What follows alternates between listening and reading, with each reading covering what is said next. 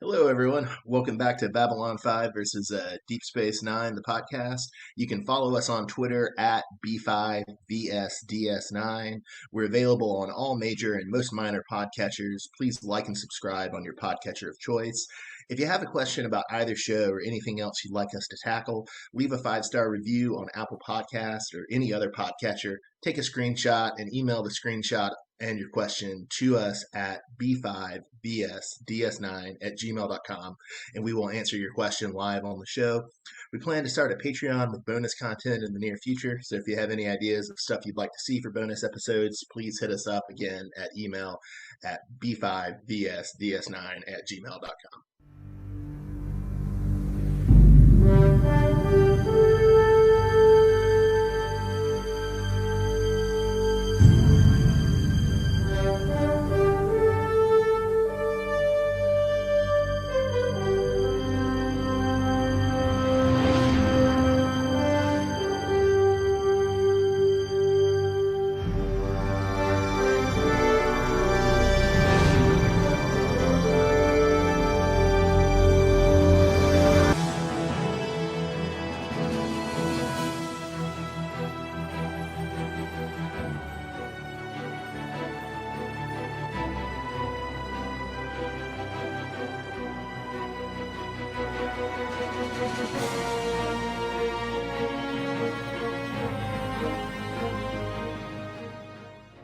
Hello, everyone. This is Bob from Cascadia. I got Matt from the Southland on the line, and you're listening to Babylon 5 versus Deep Space Nine. Today, we're covering the sixth episode of the first season of Babylon 5, Mind War, which came out on March 2nd, 1994. And we're covering the 17th episode of season 1 of Deep Space Nine, The Forsaken, which came out on the 23rd of May, 1993. How you doing today, Matt? Doing pretty good on this. We're recording on this Easter Sunday, so Indeed, indeed. Look out onto your lawn and see the great rabbit. He is staring at you. yeah, All right. You want to kick us off by talking us through the A plot of Mind War, the episode 6 of season 1 of Babylon 5? sure. The main plot we have going through this episode, we've got a pair of ruthless psychops named Kelsey and Bester. They arrive on the station and they're tracking Psych Corps member Talia Winters, former mentor and lover, the unfortunately named Jason Ironheart. Jason Ironheart, really. You get it, don't you? I get it. It's just But I mean, it's clever, right? That's some Twilight level stuff right there. No, not even Twilight. I take that back. That's more like some 50 Shades of Grey level stuff right there. That's just bad. Yeah. Did you like the performance of the actor playing Ironheart? No. That was somewhat interesting. I despite the name. I didn't. I wasn't impressed. No. Fair enough. Fair enough. And then, so in the B plot, we've got Sinclair's on-again girlfriend, Catherine Sakai, surveying the planet Sigma 957 against the advice of Narn Ambassador Jakar, who warns her away in strong terms. And Sakai interprets this as Narn selfishness, trying to hoard the resources of the planet for the Narn regime. Matt, I guess we should start with the larger topic for Mind War. What do you think of the Psychops? Yeah, the Psychops they're super interesting when they show up. Of course, it's one of them is Chekhov from Star Trek, so you're just like watching them and you're like, whoa! It's like we're coming in from a different universe. It's like strange. His acting has improved. I take that, or at least his method acting has improved. Did you notice that at all?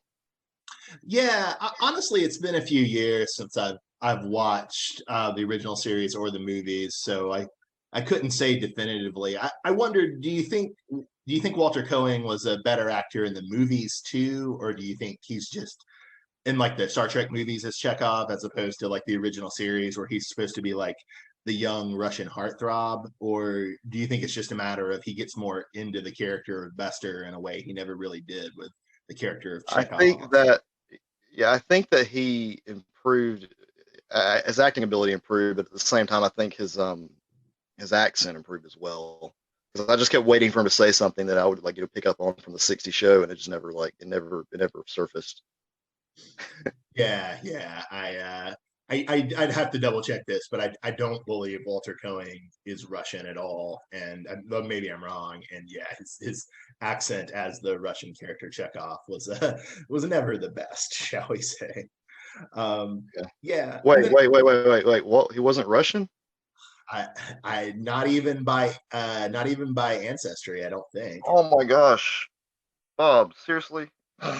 Yeah, I'm just puncturing all your illusions, Matt. You really are, man. Like I thought the dude was Russian. Okay, now I've learned something. Okay, another star above my head. Is There there you anything go. else you can think of that you've seen Walter Koenig in? I know he kind of pops up in various things. I want to say he popped up in a like a really awful spinoff, or not spinoff, but really awful satire of Baywatch, like back in the late '90s. Was he in the one that tried to copy the X Files, like Baywatch Nights or something like that? Yeah, maybe that was it. Maybe that was it. And I think he like shows up with the cheesy Russian accent, like we have ways of making you talk sort of stuff. I mean, when he's at conventions and stuff, does he talk like he's Russian? I wouldn't know. I wouldn't know. We've And only then been to one, so yeah, yeah. And then so I did want to flag, it's kind of unfortunate because we're not going to have her back for any return appearances, but I really did like the performance of Kelsey, his partner, and they had a kind of interesting dynamic going where like Walter Koeing as Bester is doing this performance where it's like he's trying to be ingratiating, but you get the sense that he doesn't expect that his attempts to be ingratiating will succeed. And so there's kind of a really admirable sort of sliminess or a little admirable sort of hypocrisy to his ingratiation. And then in contrast to that sort of good cop, you have Kelsey being the kind of icier bad cop. I really thought that was a fun dynamic. Apparently there is like a novel trilogy about Bester, and some of that is are prequels to the series. So it seems like Kelsey shows up in at least one of those prequel novels. But yeah, she's obviously off the board for future Babylon 5 appearances. yeah, I couldn't believe they killed her off. When I saw that, I was like, wait, hold on. He shoots her and she like disintegrates or whatever. I'm just gonna call him Chekhov. They hit Chekhov. He just falls over. So I don't know if it was just the power of his blast or whatever was not as powerful, or if Chekhov had some like psychic shield he was able to put up Yeah, before the attack. I'm gonna keep calling him Bester because it's a reference to a science fiction writer I really like, Alfred Bester. He wrote some novels called like The Stars My Destination, which is a great novel. Don't let the stupid title fool you. He wrote another novel called The Demolished Man. I think he's actually the guy who wrote The Green Lantern Oath too, because he was writing the 1940s Green Lantern in the late 40s, I believe. Yeah, Bester's a really interesting SF writer. Yeah, I this isn't really a spoiler, but to what I've seen so far, Bester never really comes back with a partner when he returns. I think the idea is that it kind of shows that Bester's stock is rising in the Psi Corps and among the Psychops. And so he can sort of operate alone, operate with impunity. And I think they also kill Kelsey off to give him some motivation, to give him a particular reason to hate Sinclair and Ivanova.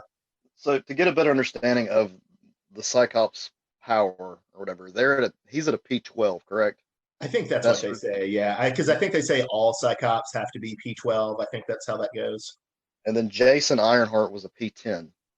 Yeah, before they started running the You're experiments right, on. before everything. And then Talia Winter is, I believe, is a P5. I could be mistaken, but I think Lyda Alexander, who we met in the TV movie, was a P5. You get the feeling that might be kind of like the standard rating for commercial telepaths like Winters and Alexander. Right. So just to kind of give you an idea of where they lie on the scale, taking a quick turn back here, it was not Baywatch Nights. It was Son of the Beach Son of the Beach, that's it. That's it. from 2001. Son of the Is that like Beach. an FX show? Yes, and he was General Dmitry Sukatov. Delightful. And the name Delightful. of the episode was From Russia with Johnson. Oh my. Oh my. Yeah, there you go. Yeah, and so we do get I think a bit more sense of what telepathy actually looks like in like the Babylon 5 mythos here.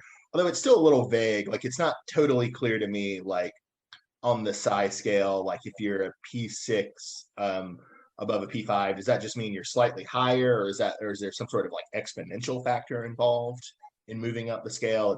That's not super clear, and it's also you wonder like actually how much difference there are between the levels because if you just say like Bester is a P12 and Winters is a P5, that kind of makes it sound like on face value that Bester should like easily be able to like go through her defenses and get any information he wants. But when Bester and Kelsey perform the scan of Winters, like they both have to do it and they have to like kind of work in concert and it takes a minute. So I'm not exactly sure how much difference we're really supposed to perceive. I mean, obviously there's some difference, but it just sounds like P12 would be vastly more powerful than P5, and I'm not sure that that's actually the case. To me, it sounds like some Dungeons and Dragons stuff. Like if you do P12, like if Talia Winters goes up against Chekhov, you do P12 minus P5, so you got 7, a difference of 7.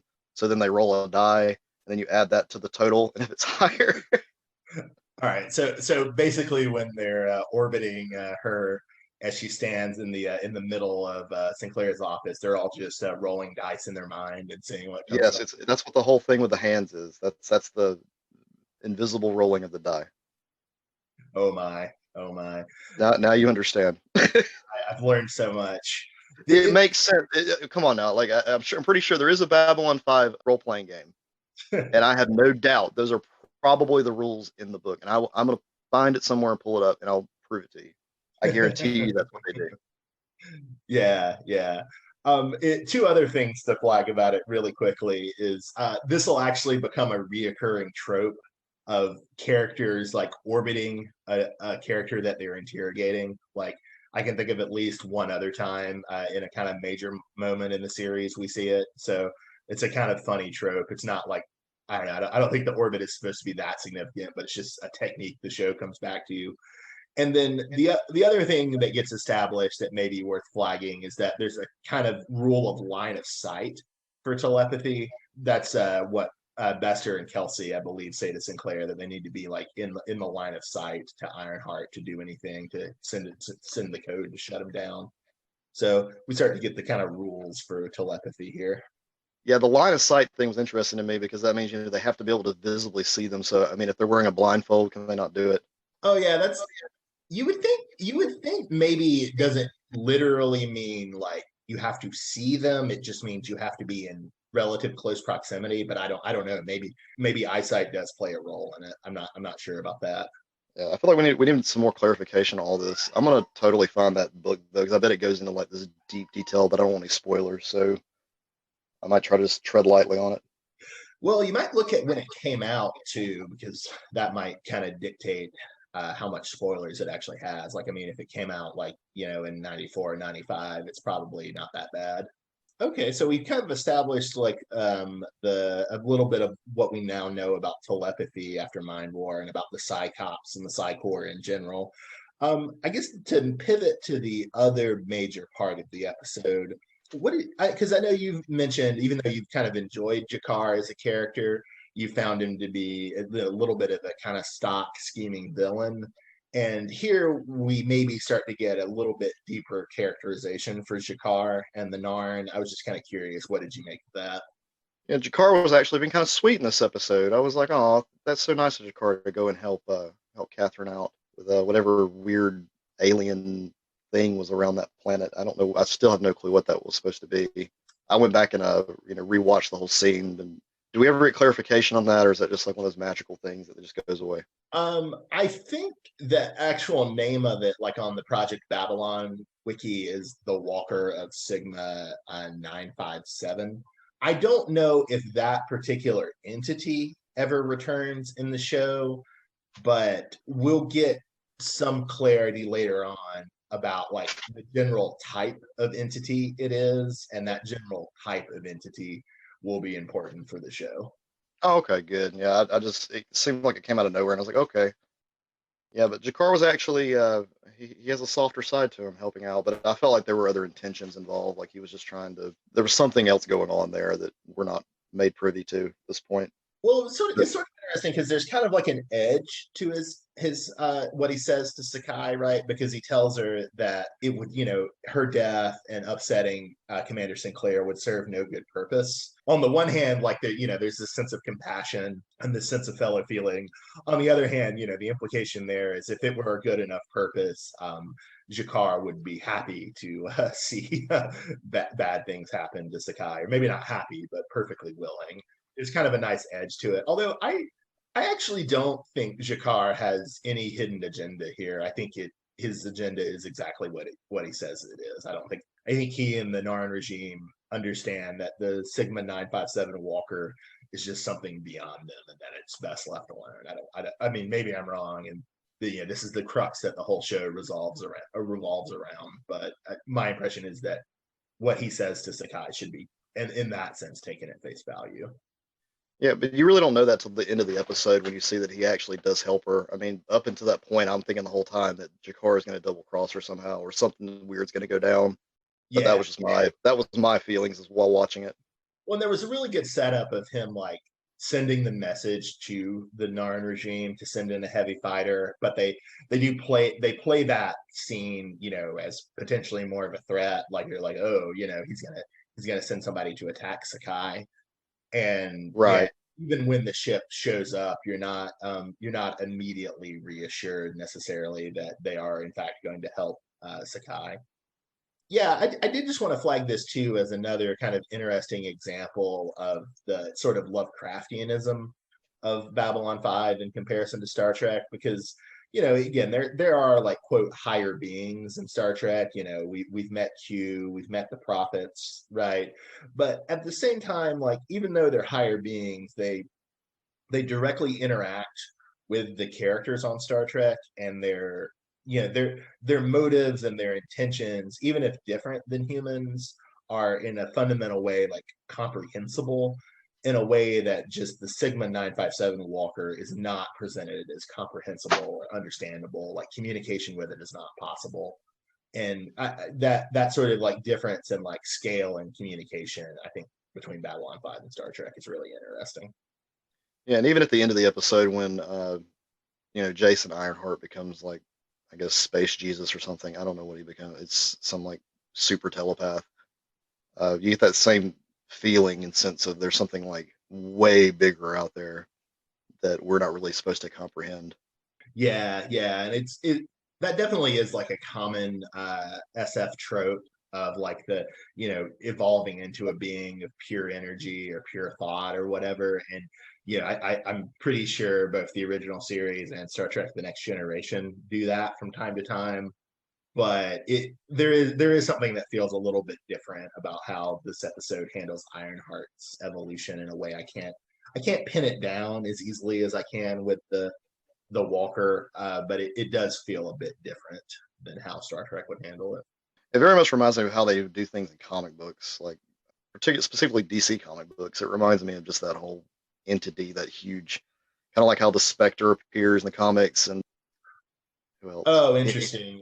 Hair, Yeah, yeah, and since this was written around the same time, I'm I think there's probably some connection there, just as how it's presented.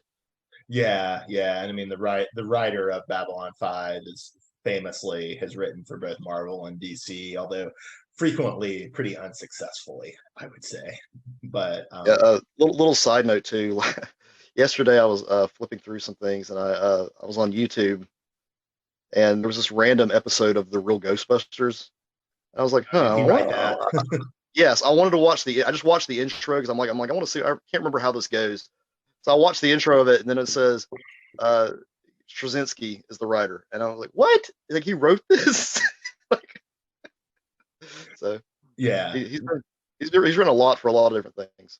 maybe we'll cover some of his Marvel and DC writings in bonus content in the future. Although largely we will not have kind things to say, or at least I won't have kind things to say. I won't speak for you, Matt. Although, I'll say if you won't have kind of things to say, I won't, because I'm like it takes a lot to impress me with comic books. So Although that said, my buddy Kale and several other comics critics assure me his run on Thor actually is very good. Um, Okay. so he's capable of writing good comics. It just seems often it hasn't panned out though. Well, you want to go ahead and pivot to the DS9 episode, The Forsaken, and talk us through the A plot, Matt? Sure. The main plot we have going into the Forsaken, we have a group of Federation ambassadors. One of them being the famous Lixana Troy of Betazoid, along with Taxo of Abrazon, Vidocia of Belarus the Ninth, and Lojal of Vulcan. Their main goal in this episode is just to make life miserable for both Odo and Dr. Bashir. A lot of comedy in this episode, a lot of pretty funny moments. Yeah. I really enjoyed Cisco's elation with both Odo's discomfort with Lexana Troy and Bashir's discomfort with the other three ambassadors. It was really endearing and really funny, I thought. This is the first time we really get to see Odo as a changeling and what he has to go through as far as having to return to his bucket or liquid form every once every 24 hours. He has to do it. I think he says every 23. 16 hours, although, Yes, you're right. yeah, 16. that also seems like a harder limit than it's sometimes presented as, because it's like he's like starting to fall apart in hour 15. So it's like, I'd always thought about that. It's just like a sort of general thing, like, oh, you should sleep 6 to 8 hours a night, sort of command. But like this episode, like really kind of stresses it as a hard physical limit, and you get the sense that it's not healthy for him to, really get into that 15th hour, much less beyond it. It's very specific to humans too. Did you notice that? Like it basically follows the human pattern. You just said it flat out. They need 8 hours of sleep. Humans do. So so does Odo. Like you would think it would be a completely different scale. Maybe he could go 2 or 3 weeks without having to go to liquid, and he has to spend a whole week in liquid form. Or Well, raises two interesting questions. The first is, if he did stay in the bucket for like 3 days, like would he then be able to, keep a solid form for a proportional longer amount of time? And it also raises another question that, now that I think about it, we don't really know, I don't think, is like, when Odo goes into his liquid form in the bucket, is he like asleep in a similar sense to the way that humans are asleep? Or is he just, is he conscious but in the different form? I'm not really sure about that. That's sort of an interesting question though. yeah, I feel like the writers missed a thing here. Like they could have totally done it where like Odo has to have like a week or two off to do just be a liquid form, and then like something happens on the station, and then they can't get Odo to do anything because he's in liquid form. So there could have been a whole episode around that, but they didn't. I Yeah, yeah. just thought I'd point that out there for any of the writers listening from the mid Well, and '90s. what Y'all missed it. and I think that makes a good transition to talk about one thing I wanted to raise about this episode, that it is actually pretty good writing, because you get these pretty assertive declarations from Odo about like his difference from humans. Like he's both like very defensive about like his approximation of humanness, right? Like he's I think he says something effective like his mouth and his hair are real in the sense that they are him, but they are not real in the sense that they are like approximations of humanoid mouths and eyes. And so he gets like really defensive about this, and he gets sort of really adamant about establishing his difference from Luxana. And it's kind of funny because Luxana is just always kind of game for it, right? Like Odo will go off on this rant about how I'm not like you. Every 16 hours I turn into a liquid, and Luxana just sort of jokes, "I can swim." Or she has that great line about all the men I've known have needed to be shaped and molded and manipulated, and finally I've met a man who knows how to do it himself. Yeah, she has some great lines and comebacks for Odo. Yeah. No, it's a really sweet episode in that way. And I know Lexana's a sort of controversial character among Star Trek fans. Like I think especially from her appearances, which she shows up on The Next Generation about one episode a season to torment her daughter Deanna and Captain Picard. And I think people especially from the Next Generation appearances, really don't like her as a character, or at least a lot of people don't. But I find her entirely delightful. Like even in some of the worst episodes of Next Gen with her, I just think she's a really interesting and different chemistry to add to the Star Trek cast, and I just find her always delightful to watch on screen. You got any strong opinions on her, pro or con? I enjoyed her in the episode. I thought she was hilarious and just a good character overall. Just playing to Odo's issues. There was one thing Odo said that cracked me up so bad. It was he was gonna just try to like I guess turn to liquid and get himself out of the elevator, but Kira or Dax mentions that he'll get electrocuted or something like that, Yeah, yeah, and very then convenient. yeah, it's very convenient. And then Luxana asks him what he's thinking about. And he's thinking, I wonder how bad, like how how much voltage that actually is.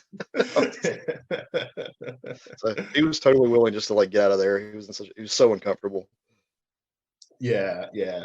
Well, it's kind of interesting that it's like in some ways Odo's sort of discomfort, it maybe reads as oh he personally doesn't like Luxana, but I think as the episode goes on, it becomes clear that it's not really about Luxana. It's more just that Odo, really has these problems with like intimacy and is this very very prideful, very private man.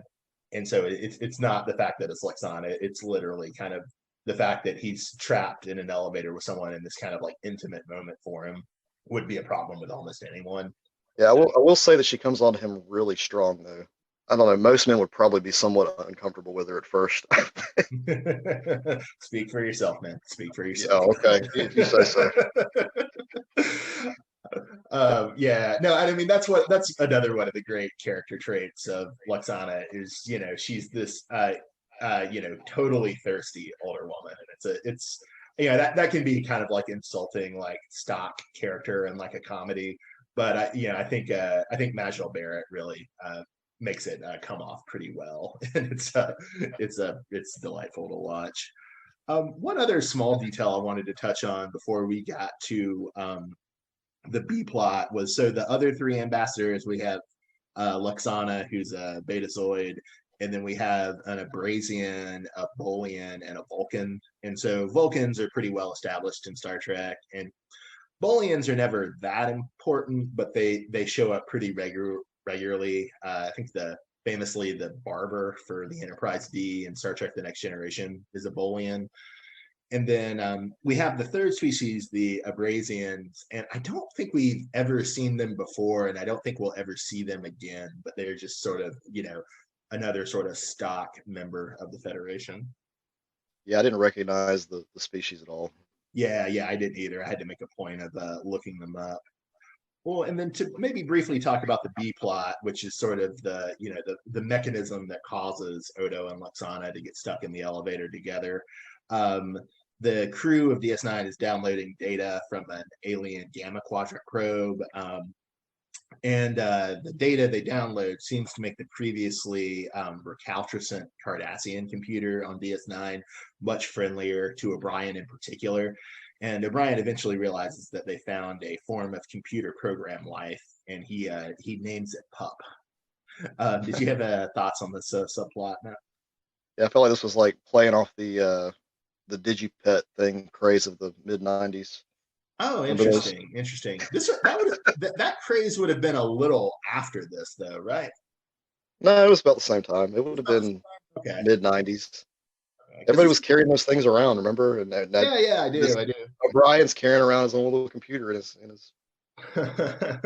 Yeah, it's kind of a shame that Pup never shows back up again. That could have been like a somewhat interesting thing. Although it's such an abstract concept, right? Like he creates it a sort of doghouse that we never see just in the subroutines of the main DS9 computer. And so that's so abstract that maybe it's kind of hard to like use for visual medium. It's not like O'Brien has one of those little pocket size like blue electronic games that he's continually messing with.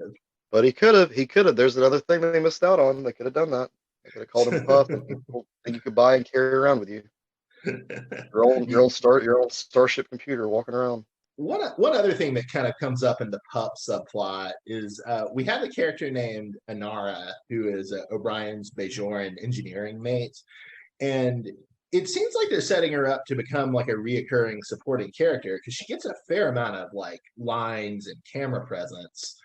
Apparently, the original intention was for her to do something drastic in the season finale of DS9 season one, which we'll get to shortly. But they changed their plans and never used her for that, and never came back to the character again, which I thought was kind of a shame. It would have been nice to have a different female Bajoran character.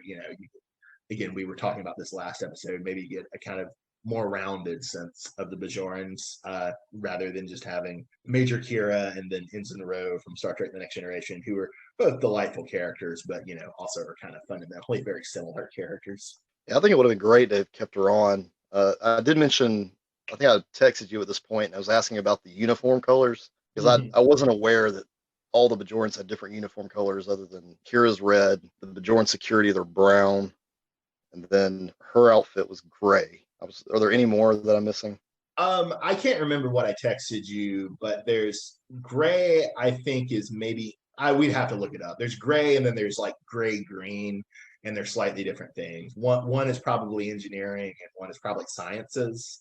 But Yeah, I can't. Maybe it's gray is engineering and gray green is sciences, but I can't remember off the top of my head. they totally should have kept her on though. I agree with you on that. I don't know why they, maybe it was behind the scenes reasons. I don't know, but I think she would have been a good addition to the cast. Just having someone else, a different species other than human. Yeah, she doesn't have like any like great like notable lines, but just in general, like I thought she like delivered her lines well. So it was a shame. Well, do you want to go ahead and pivot into some making some broader comparisons between the Forsaken and between the Mind War? Yeah, starting with Thirst Watch, at the very beginning of the episode, we've got Garibaldi practically sniffing Talia Winter's hair while she's talking about how you can only pick up on strong emotions. And it was just the creepiest thing. Like, I think it was played for laughs, but it wasn't funny at all. And it just came off. It came off so Yeah, wrong.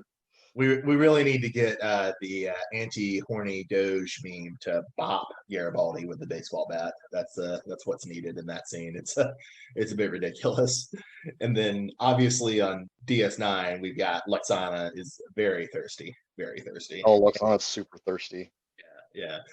And then we sort of have in the inversion of that, we have the Bolian ambassador being frankly pretty creepy and overbearing, talking about the how the Arbizans are Arbizanians are famously repressed. So that wasn't Yeah, there's a lot of weird, thirsty stuff going on this week.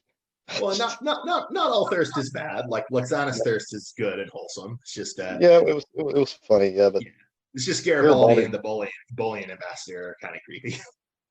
Yeah, I agree. Yeah. Well, then, did you want to weigh in on Econ Watch, which is our new segment?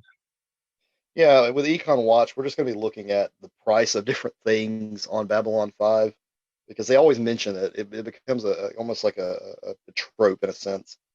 We find out that a room on Babylon 5, the one that Jason Ironheart decides to rent out, is $500 a week, which, I mean, it's not crazy, but if you look at the room itself, it wasn't exactly in the best area.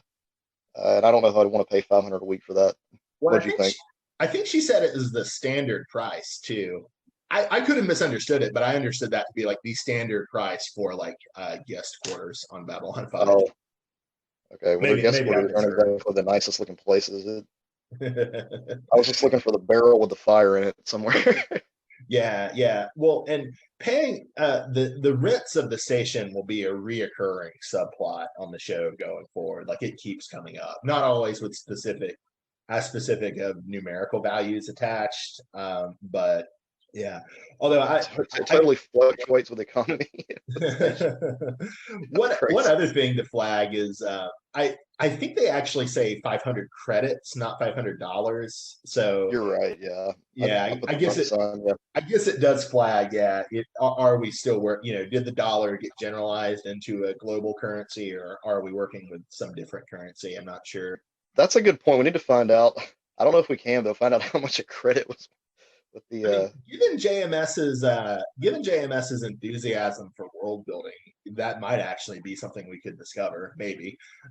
what the rate of currency is, because honestly, rate of exchange is, because I mean it could be 500 Bitcoin, Bobby, and that's Bob. That's a lot of that's a whole lot of money. I mean, I wouldn't miss that. I still predict that pretty soon in the future, where there are energy shortages and the government dictates that we stop pumping electricity and computational power into Bitcoin, that Bitcoin isn't going to be worth shit. But maybe I'm wrong. Maybe I'm wrong.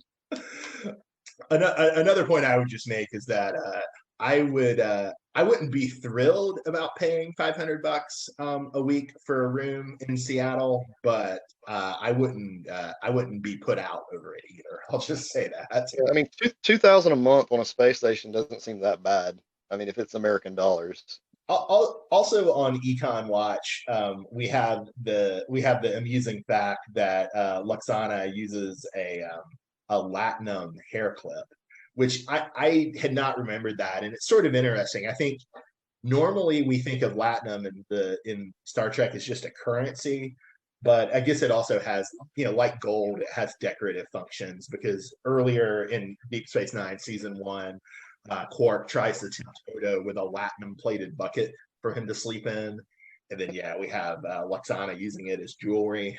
Um, it's also sort of interesting because both of these episodes I thought did really good jobs with foreshadowing, and so the fact that Luxana wears a wig is foreshadowed pretty well in that scene where she talks about, I always wear that hair clip with this hair. And then likewise, there was some pretty good foreshadowing in Mind War around like Jakar calling in Narn fighters, stuff like that. So I thought these were pretty tightly written episodes. I appreciated that. Deep State Watch. What do we think? Oh man, the deep state is really, really up to stuff on Babylon 5. Although we're not totally sure, right? Because it's said that Ironheart in his transformations is getting a lot more paranoid. I think it's mainly the Cyclops, Kelsey and Bester, who say that. But he does seem to be getting more paranoid. But in his account, the Psy Corps and the Cyclops used to be a subservient part of the Earth Alliance government, but they've gotten more aggressive. They're now using their telepathic powers to blackmail economic and political power brokers on Earth. So we get this specter of like rising Psychor influence in the Earth Alliance government. Did you have any thoughts on the deep state in this episode, Matt? I mean, really, when the Psychors show up at the station, you can just tell there's more to it than what meets the eye. It's like there's definitely something going on there that you're just like, oh, whoa, there's some organization that's out to get somebody or something. I mean, and Bester is, he's my height at 5'6", but he's pretty scary looking compared even up against Sinclair and Garibaldi. He does not give, excuse my language, he doesn't give two shits about what they have to say. Yeah. Bester is such a great character. It's Yeah. delightful whenever he so far he only shows up about once a season, but it's maybe that intensifies as the show accelerates. But it's always delightful when he shows up. Yeah, he Um, has a presence, and that's it's not just him though; it's everything he represents, and I yeah, think that's where it yeah. fits in with the deep state. Well, what the thing he does at the end, after Sinclair and Garibaldi are trying to run him off the station, he does this weird salute where he does like what kind of looks like an OK sign, but he holds the O of the OK over his eye, and he says, "I'll be seeing you." That's both really sinister in its way, but it's also a really cool reference to one of the greatest TV shows of all time, which is the English spy-fi show The Prisoner, which only aired for one season in 1967 and 1968. But it's sort of this like arch libertarian show, but it's really paranoid, and it's really deeply invested in like secret government operations, and there's a lot of really brutal interrogation scenes. Not so much like physically brutal, but just like psychically brutal interrogation scenes in The Prisoner. A lot of trying to like break people down and recondition them. And specifically, and I believe that's the penultimate episode of The Prisoner. It's one of the most harrowing things I've ever seen on TV. And one of the guys allegedly, one of the actors in the scene allegedly had a heart attack during it. But they're going to reference other things from The Prisoner as the show goes on. This isn't the only Prisoner reference, but it's a really great show if people have never seen it. Also, really influential on Twin Peaks season 3, especially the end. Yeah, you've asked me to watch it a couple of times. I just haven't had a chance yet to get around to it. But yeah, I need to put that on my queue. Yeah, I think it's on Prime, or at least it was on Prime recently. It's also a kind of weird show where there's a lot of different orders you could watch the episodes in, and they would tell you like you would get slightly different stories from how you would watch the episodes. That's unique. I don't know too many. Are there other shows like that? That's Well, I think partially it's a result of, that sort of uncertain production style of like 60s TV where it doesn't matter so much. Like in some ways, like The Prisoner is a very episodic show, but in other ways, it is trying to tell like an ongoing story. And so where you place episodes does sort of affect where especially the main character number 6, it does affect like where you think number six's headspace would be at for a given episode. So I think that's mostly the significance of the variable orders. so. Any other comparisons you noticed as we were going through? Well, one thing I did want to praise about both. I'd said both were pretty well used foreshadowing. Another thing is they both use parallelism pretty well. Like in Mind War, we already talked about this a little, but we parallel Ironheart's evolution into this being of energy and Sakai's encounter with the Walker around planet Sigma 957. And that, both are kind of higher beings, both are these really uncertain situations. And I think the way Mind War cuts back and forth between those two stories is pretty effective. And then it's sort of interesting in The Forsaken, we have a strong parallel between like the dependency of the computer program pup on O'Brien. And then we have Luxana's dependency on Odo for attention that parallels that. Although, in an interesting way, these parallels sort of branch out because O'Brien and Dax, at first are describing Pup as being like something romantically interested in O'Brien. Then they switch to describing it as a child. Then they switch again to describing it, as a pet, as a dog. They specifically name it Pup. In contrast, though, we see that Luxana is moving from like constantly contending for Odo's affection to being able to like comfort him and being able to point out that even though they obviously have really vast physiological and psychological differences, there's sort of common ways that all subjects, all humanoids are putting up a front for the rest of the world. They're changing and modifying their appearance. They're dealing with shame. They're dealing with how much they want to stand out versus be more insular. And so it's the sort of, even though both Pup and Luxana kind of come off early as like desperate for attention, like we see Luxana be a lot more thoughtful and a lot more self-conscious about her need for attention than Pup ever is. Yeah, I wish they would have kept Pup around.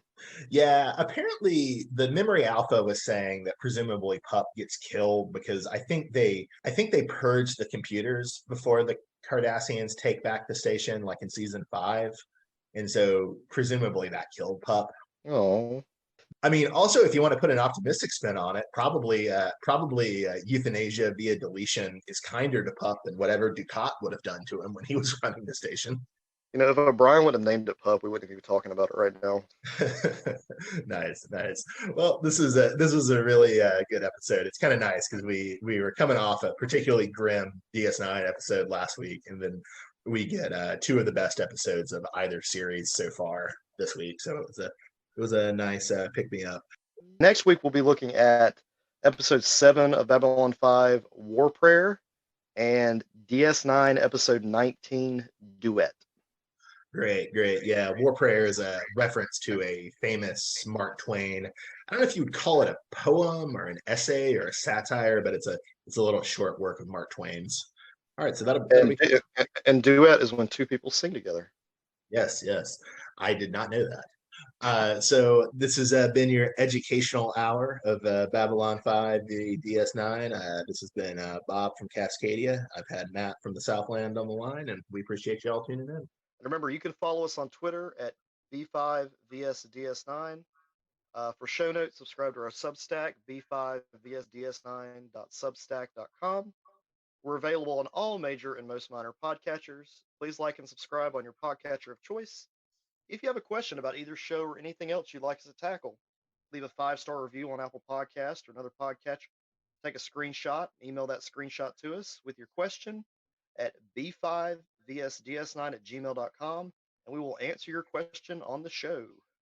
We plan to start a Patreon with bonus content in the near future, so if you have any ideas of stuff you'd like to see for bonus episodes, email us at b5vsds9@gmail.com.